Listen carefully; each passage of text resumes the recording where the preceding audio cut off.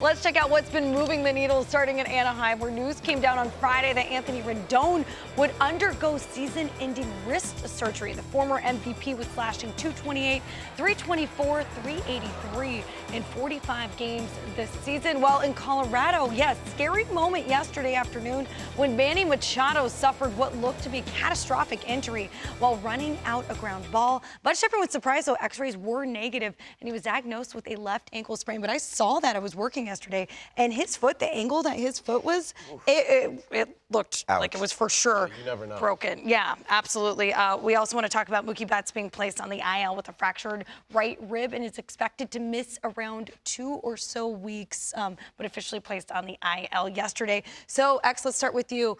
Which injury will impact their respective team the most? Yeah, I look at both of those injuries being, tough, because those are guys that you look at to be mainstays on your team, right? You look at Mookie Betts as a guy that former MVP, somebody who's done a great job offensively, defensively, base running, all those things. He can impact the game in so many different ways.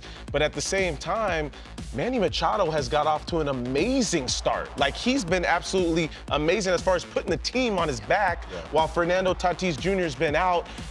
This is a big blow. I just look at it again. I mean, every time you see it, it looks worse than what it is, hopefully, right? They're saying he may not even need to go on the IL, but for me, it's more the Manny Machado aspect of it, because I think this guy, without having a Fernando Tatis Jr., he's possibly an MVP in the National League if he keeps doing what he's doing.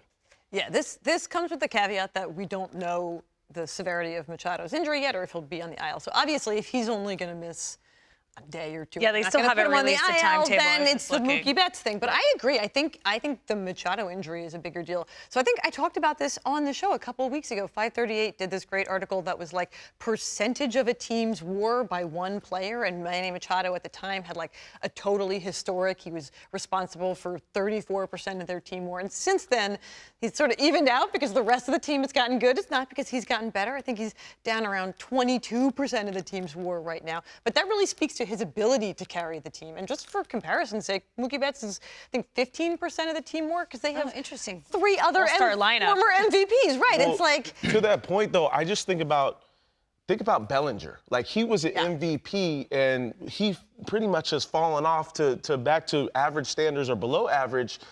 If you lose that with the Dodgers, you're still a team that's going to be able to probably stay at the top of the division. But the Padres, they can't afford that. So that's how I see that. They'll move some other guys around. Dodgers just have to step up. But it's Machado, if you ask me. I think it's Machado easily. Obviously, because last Friday we heard about Tatis and his setback. We thought he was returning.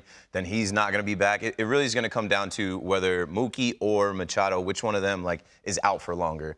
But in my opinion, I think it hurts the Padres more to be missing Manny. He's an MVP right now, and you don't have Tatis. Yeah. And I know that division is tight, but the team that's chasing, that's the team that can't lose their guy. Yeah, right. Absolutely. Yeah, it'll be interesting to see, too, what Preller ends up doing at the deadline. Obviously, the Tatis thing is hurting the Machado. We still don't have a timetable on his return. I was literally just on the old Twitter machine looking for that. I think they said they were going to release that news here today, so that will be very telling. You can expect Preller to make moves. You can expect him to go out there and do But something. we were just talking about this during the game, who will actually be available because of the expanded format? There are so many teams that will be But there's so much buyers, depth. so to speak, You have to Yeah. create depth. It doesn't matter if it's a superstar player. You need to at least create depth within the bullpen, whether it be an extra left-handed bat off the bench, whatever it may be. It doesn't have to be the big-name guy. But if you're looking at trying to catch the Dodgers, stay with the Dodgers, same thing. You don't want the Giants to pass you up. You've got to get something. That's one thing that they missed last year. Had to try to go out and get depth with the starting rotation late, and then they ended up losing it. And for the Chasers and the Padres, they probably will be looking for a little bit more offense.